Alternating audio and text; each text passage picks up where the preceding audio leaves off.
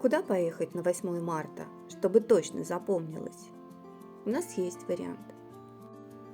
Теплый дом в Аше, рядом море, тишина, никакой суеты.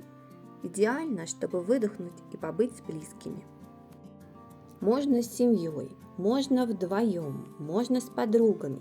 Места хватит всем. И самое главное, на празднике дом еще свободен. А вы уже решили, где проводите 8 марта? Или все еще в поиске? Пишите в комментариях. Успевайте!